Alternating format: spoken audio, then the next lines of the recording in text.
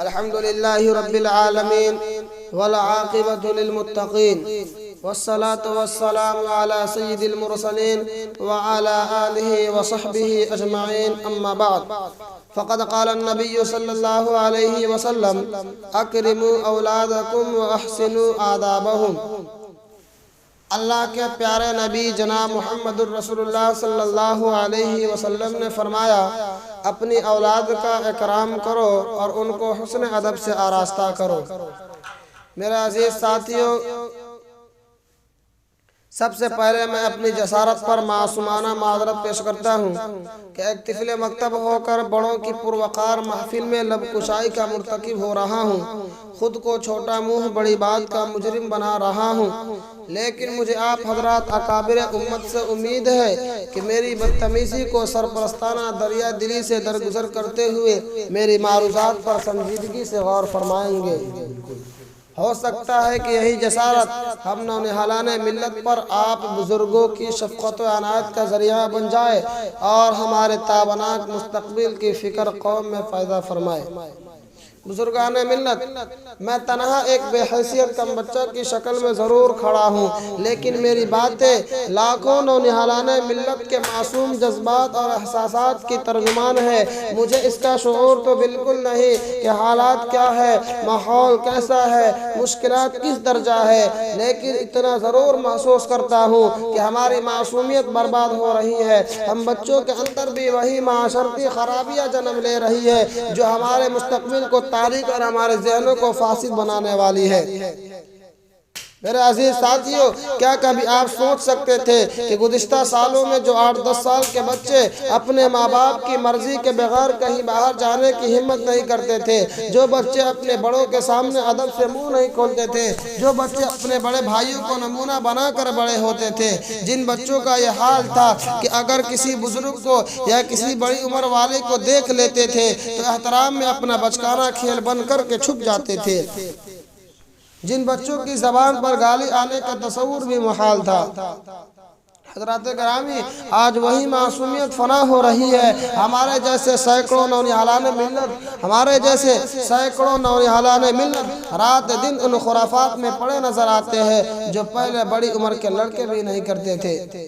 بات بات پر ماں بہن کی گالی دینا عام ہے، بڑوں کے سامنے بدتمیزی کرنا عام ہے، ماں باپ سے لڑنا اور اپنی حیثیت سے بڑھ کر روزانہ نئے نئے مطالبہ کرنا ہر گھر کا ماحول ہے۔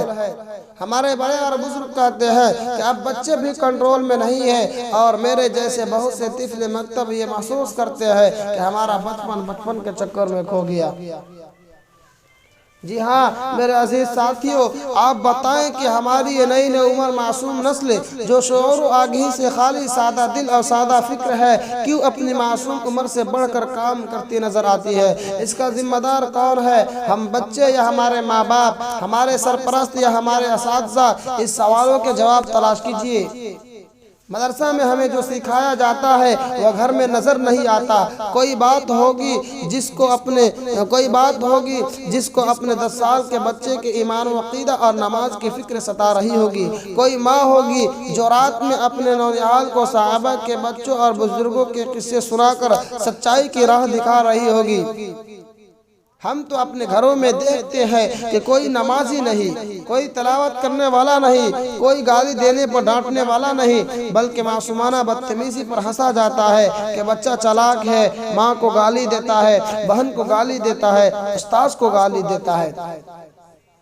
ہم نے اپنے اساتذہ سے سنا ہے کہ مدرسہ آنے سے پہلے بچہ کا گھر اس کا مدرسہ ہوتا ہے، ماں کی گود اس کی پہلی تربیت گاہ ہوتی ہے، ماں سبق یاد کرا کے بچے کو مکتب بھیجتی ہے، باپ بچے پر نگاہ رکھتا ہے کہ میرا بچہ کس کے ساتھ رہتا ہے، کس طرح کی زبان بولتا ہے، اگر بچہ کے اندر کوئی کمی دکھتا ہے تو اس کی اصلاح کرتا ہے، اس کی اچھی تربیت کی فکر کرتا ہے، مگر یہ سب صرف سننے اور پڑھنے تک ہے۔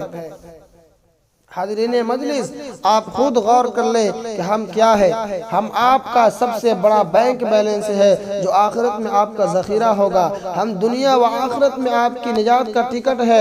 اگر آپ نے ہماری اچھی تربیت کی تو ہم آپ کے لیے صدقہ جاریہ ہے۔ اگر علم نبوی سے آراستہ کیا تو ہم آپ کی پہچان ہے۔ اگر آپ نے ہم کو انسانیت کا جامہ پہنایا تو ہم آپ کا عصائے پیروی ہے۔ اگر آپ نے باپ کا حق ادا کیا تو ہم آپ کے تابناک مستقبل ہے۔ اگر آپ نے ہمارے اندر قیادت و امانت کے جوہر پیدا کیے تو ہم آپ کے عزت و شہرت کا ذریعہ ہے۔